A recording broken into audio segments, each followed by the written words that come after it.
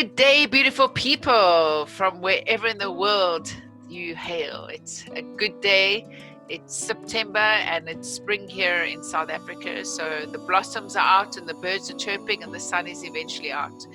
I have a very fascinating young man with me today, Francois Esterhuizen. Welcome for joining us on the Selfcare Diaries. How are you doing? I'm doing great, especially after that those descriptions. You know, did you say fascinating and young?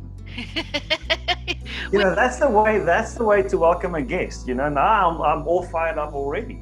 I feel like spring now. Francois, tell us, who is Francois Esterhuizen? You start off with the nice and easy ones, Lee. So I do life coaching, I do couples therapy, but if you ask me who I am, I'm that, but I'm also a father and I'm a husband and I'm a amateur touch rugby player who plays like a professional and should be contracted if there's any scouts out there. So I like the outdoors and playing with friends, meaning like socially and interacting with people in a social sense. I enjoy things like that, and obviously I like working with people, different environments, different contexts, like with either therapy or coaching. So yeah, I think that's me. It's a very well-rounded life. I'm impressed. It shows very good self-care. I'm very impressed. Thank you. Yeah. I have a client of mine that travels for touch rugby. I don't know, there must be in some top league thing. And I swear he also is like, I don't know why they haven't chosen me yet. Like, this is like... Yeah, well, the group I play with takes it very seriously. It's been going on, I think they've been playing for 35 years. So it's like, it's every game is a World Cup final. Amazing. Are you in Stellies? In Stellenbosch? Yes, I am. Yeah, I grew up there. I went to Renish. Oh, no way. I Somerset West, and then, like my high school, we grew up in Somerset West, and then I went to Renish. Yeah, Stellenbosch has got some great memories. Oh, I drank too much at Stellenbosch. Anyway, there's some wild memories that are flat through the back of my mind. And Mark Sham taught me this question, so I am shamelessly stealing it from his interviews. What value do you bring to the world? I like that question. So I think working through my own growth and self-care, which is your area of expertise, but going through a process of asking myself, what do I want to give to my clients and the world and all of that. I had to go back and see what has people been saying about me, what have people complimented me on and saying thanks for this, thanks for that. And the thing I landed on was a fresh perspective. So I help people, the value I add is I help people just view life or a situation or a difficulty from a new perspective, because I feel when you do that, and you change your mind about the situation, you change your mind about what you believe about that situation, or you change your mind about what you fear, why you fear it. If you can change your mind, you can transform your life. That's kind of my little slogan. And so that's what I feel I bring when I'm at my best. Just looking at something from a different angle and sparking a whole new way of thinking and engaging with that specific thing. I love that, and I know you've got a beautiful podcast called Fresh Perspectives, yeah? Yes, that's it. And that's when I met you. Very kindly interviewed me for your podcast, and some of the interviews you've done were really interesting and definitely came from a fresh perspective. So yeah, I encourage people to pop over. Where's Spotify? I'm on Podbean, but it's on Spotify as well, or whatever. I host on Podbean. Okay, so Fresh Perspectives by Francois Esterhuizen. Go hit it up, go look. Can self-care be embraced in the work that you do? How? How is So I missed it. does self-care feature in the work that you do? Geez, Lee, yes. And you know what? One of my, we were talking about fresh perspectives. One of the things I really try and help clients do is become more selfish, but in a good way. Meaning, look after yourself more, focus on yourself more. If you do that, if you focus on yourself, firstly, that's the only thing you really have control over. That's all. You don't have control over other people. You only have control over your own beliefs, your own feelings, thoughts, and your actions. That's it. So the more you in time and energy you invest in that, the better version of yourself you become, and everyone wins. Everyone wins when you do that, especially the people closest to you. They benefit the most when you do that. So in a certain sense, like I said, I try and help people change their perspective about selfishness and focusing on themselves. Because when you do that, the snowball effect into the lives of the people you care about the most, it's enormous. And then one way I try and do that is I ask people about their definition of love. And here's what the definition I heard that's like the most damaging for, in terms of self-care, but also in terms of relationships, is love is to always put the other person first, or to put other people first, or to put your partner first. That wrecks relationships and lives, because it's not possible to always put another person first. Firstly, it's not possible. You can't do that. You can't always put someone else first. So if you're not able to do that, the moments that you're not able to, that means, according to your definition, you're not being loving. You're not loving that person. And when two people have the same definition, which is often the case, then that person doesn't feel loved. So that's one problem I have with that.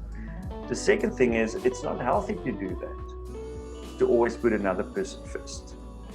Because sometimes,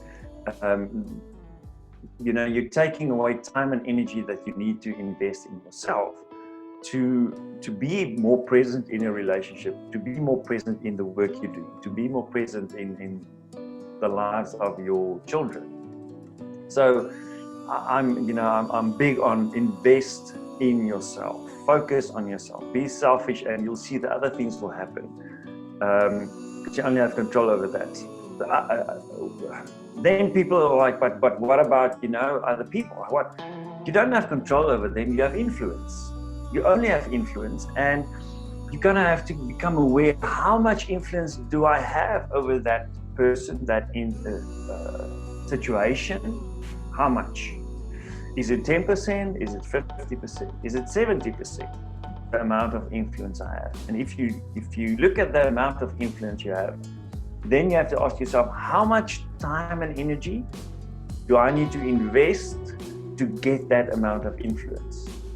So if I have to invest 50% of my time and energy to get that 10% of influence, that might not be a good thing, because you're taking that time and energy away from where you have control and complete influence, which is yourself.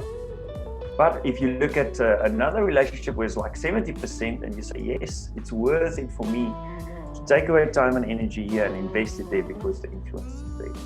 So that's a whole rant, and I can go on even some more with that, but it's big. It's a big part of what I try to do, even when I work with couples. I love that, because what you're essentially saying is that it's me too, and not me and not me only. So and not necessarily always me first, but definitely not me last always. So yes. it's being able to juggle. Like if your partner's in a shitstorm, then yes, of course, they need you to be there for them. Like you need down tools, and one needs to be there for them. Unless you're with a partner that's always got drama, then one's got to be a little bit more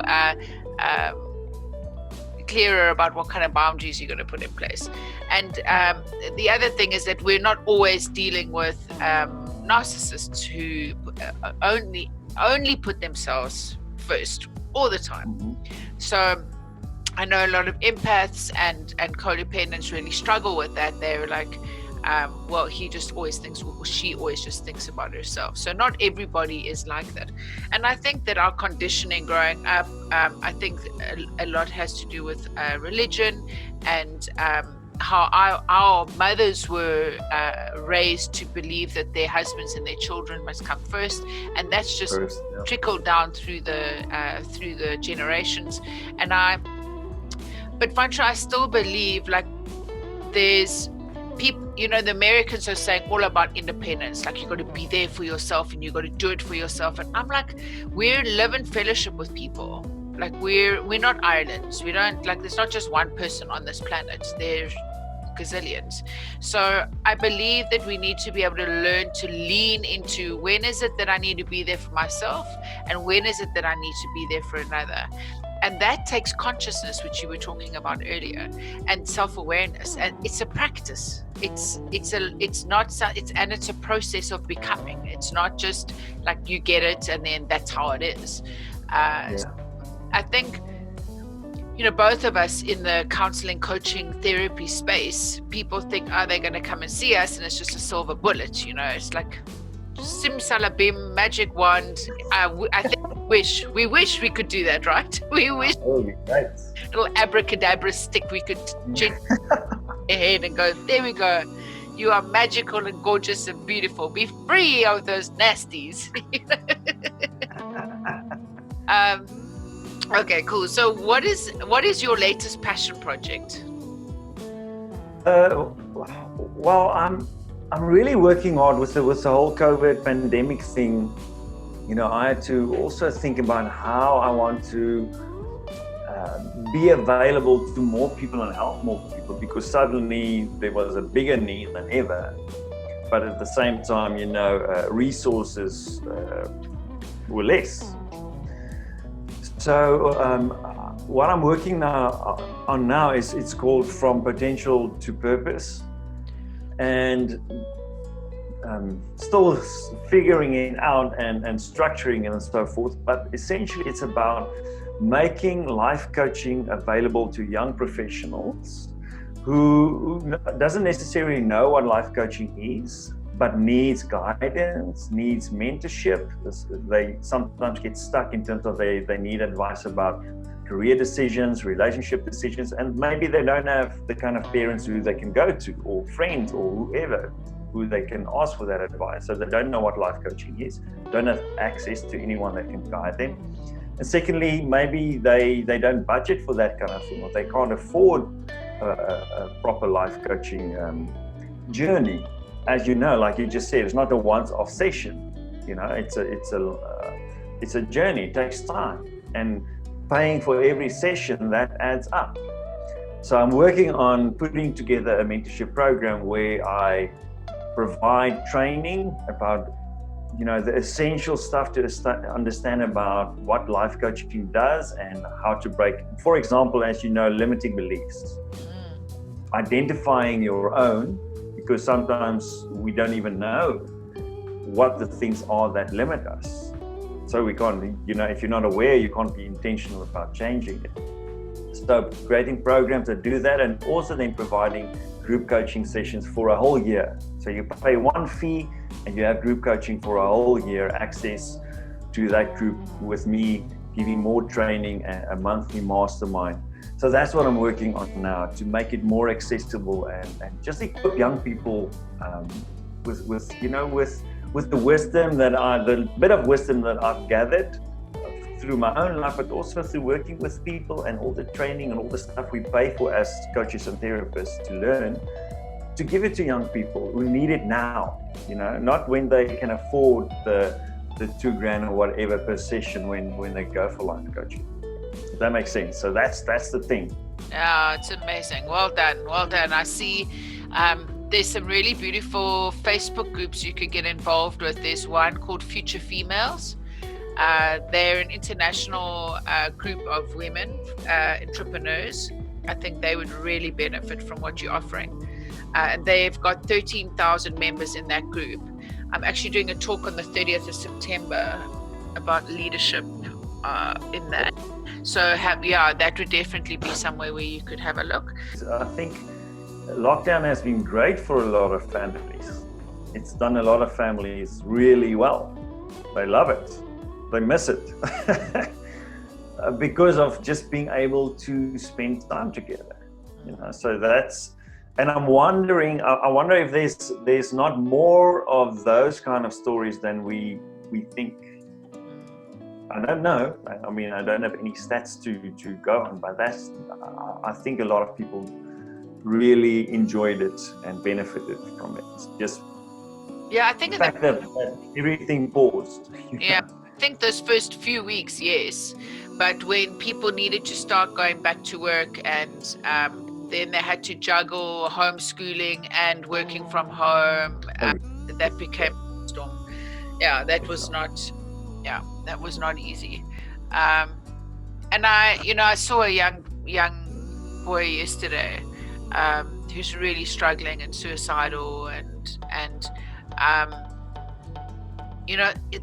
I asked him what's the thing that's been the most hard for him, and he's 12, 13, and he said the isolation. Straight up, he knew the isolation, away from my friends, not being able to see them, and in person. And he's a sociable kid, like being seeing his friends on WhatsApp or Zoom or whatever wasn't the same for him. Wasn't enough. So I'm worried. I'm worried about our kids. I'm worried about but we've got an inordinate amount of helpers, healers in our country, and I really feel that we can get through this. One of the reasons I'm doing this Mahala is to offer people support and guidance, and for them to know they don't have to do this alone. They really don't have to do this alone. And there are amazing programs like yours, From Potential to Purpose, which are available. So that's really cool, really, really cool. You can see the contact details on the screen. It's https from potential to purpose.com. So what last comment would you like to leave our viewers with today? It'll probably be my little slogan that I shared earlier. If you change your mind, you can transform your life.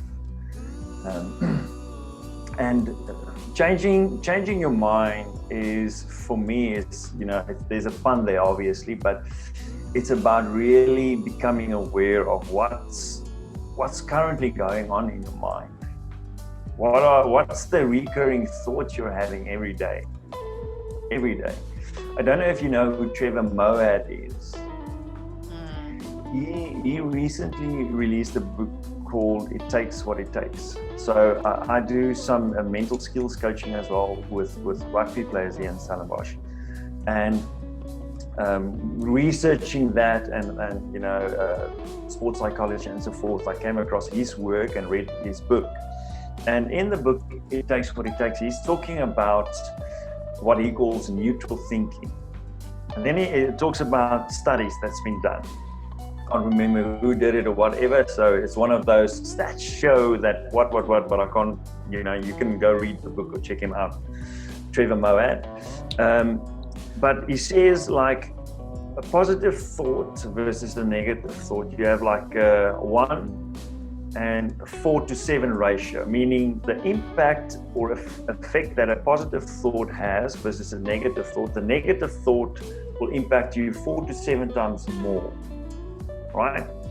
Then he says, if you say that negative thing out loud, or the positive thing, you 10x that. So the impact is 10 times bigger. So just think about that for a moment. So you're having a positive thought once a day, but you're having a negative thought once a day at the same time, and then you're saying it out loud. You're sharing it with someone. I'm so tired. I'm so overwhelmed. Which sounds, innocent enough. But you're thinking that and saying it out loud, the effect is 40 to 70 times bigger than saying, I got this, a positive thought, or I can figure this out, or I can get help. And that, that's what changing your mind is about for me. Realizing and understanding, becoming aware of, what am I constantly thinking? And what am I saying because of the things I think? Because without us realizing, that has an effect. That has an effect. And the biggest effect it has, in my opinion, Lee, is it makes us wait. It makes us wait. Wait for something to happen, someone to come, something to change, instead of taking action and being proactive and trying different things and changing our minds so we can transform our lives. So that's my last thought. If that helps anyone out there. Yeah, very powerful. Very, very powerful. Thank you so much for being with us today. I have learned so much. Change your mind and transform your life. I work with limiting core beliefs. It's one of the major parts of the work that I do, and I've seen that in order to change people's minds, I've had to help them to give themselves permission to feel the negativity first before they can change it. So I acknowledge, I become conscious, I affirm that is how I'm feeling. But what other frequency would I like to be putting out there? So you see, and that's the awareness, right? That's the awareness. Instead of just thinking and saying it without being aware of, this is actually, what am I feeling? This is the thought. This is what I'm expressing. What am I feeling? Feeling that, being aware of that. It's all part of what I feel makes a huge difference. Well, that's what helps me to grow and also cope when life is hard. Yeah, being able to cope. And I think that the way that I've seen it really work is where people are integrated, and the way that we integrate is where our thoughts and our feelings and our actions are aligned. So if we have a negative thought which makes us feel sad or down or bad or whatever, all the negative feelings, and we don't attach to it, we become aware of it, and then we take the action. So that puts us in alignment, and we come from an integrated space. Then it is I could speak to you for hours. Yes. I've probably can. enjoyed today, and thank you, Lee. Yeah, thank you. I wish you all the best with Fresh Perspectives, your podcast, and the From Potential to Purpose sounds really fabulous. And to our viewers, thank you for joining us today. Come join the Selfcare Revolution, where we have our campfire conversations every third Thursday. We're starting on the 17th of September, so contact me for the link. I'm wishing you a beautiful day. God bless you and take care. Thanks, Lee. Bye. Bye. Good day. I hope you're well. So the Selfcare Diaries is everything about self-care. And so today I thought that I'd introduce you to the self-care kit that we've created. But before I do that, I'd like to share a quote with you by Audre Lorde, where she said, "Caring for myself is not self-indulgence.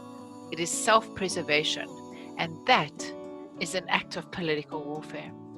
So I think that political warfare in this instance has got to do with fighting with that belief that we're not important and that we've got to put other people first. And often we then pour from an empty cup. So we've created a product that we're very, very excited about, and has been going to far corners of South Africa. And I thought I'd share it with you today. So it comes in this beautiful organza bag. And there is a journal with a pen. Sorry, the pictures are a bit funny. There's a journal with a pen. And then there are 6 cards in this little bag. And the 6 cards relate to the 6 areas of life, being spiritual. I don't know if you're going to be able to read spiritual, emotional, psychological, professional,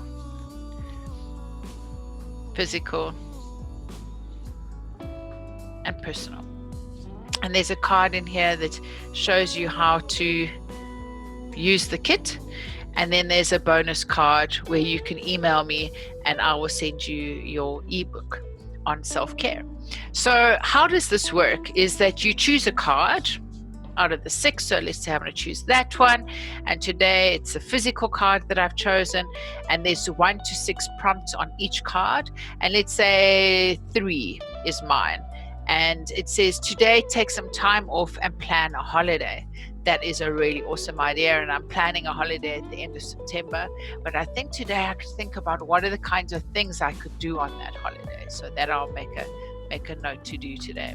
And so each day you get to choose something new to do. And then you use your beautiful journal here to journal your experience and make your plans and create magic. Like Shukri Tufi said in our one YouTube video, please go check it out. It's really interesting about the power of journaling and how the energy of something changes. He said the energy of something changes when you write it down. The frequency of something changes. And it's so good to get something out of our head and onto paper, because then we get some objectivity and we're able to gain some more self-awareness. So if you'd like to order a self-care kit, please go and look at my website, www.lijoy.co.za, and that's leighjoy.co.za, and you'll go to the shop and then you'll see the self-care kits there. I'm wishing you a beautiful day.